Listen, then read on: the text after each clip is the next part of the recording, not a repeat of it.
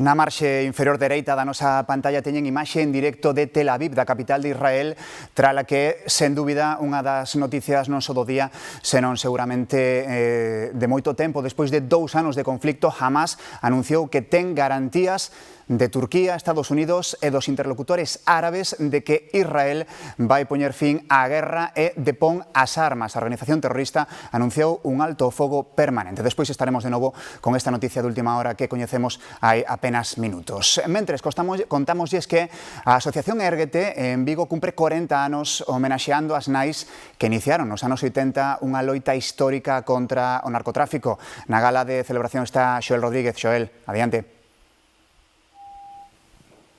Sí, un acto de recoñecemento en memoria a unhas nais no 40 aniversario desta asociación, 4 décadas de loita dunhas mulleres que sinalaron directamente aos narcos, intentaron defender os seus fillos da droga e cambiaron consecuentemente a sociedade galega. Nesta gala de hoxe podemos escoitar de primeira man o testemunho de algún destas mulleres, reivindicando o papel, por exemplo, de Carmen Avendaño e lembrando as mulleres que xa non están. Tamén se pode escoitar esta tarde aquí en Vigo o testemunho de algúns dos máis de 8.000 usuarios aos que Érguete atende de xeito anual. Unha gala aberta e gratuita que asisten, entre outros representantes políticos, por exemplo, a conselleira de Política Social, Fabiola García, ou o alcalde da cidade olívica, Abel Caballero, e que conta coa participación tamén de artistas recoñecidos como a Banda da Loba ou Fillas de Casandra.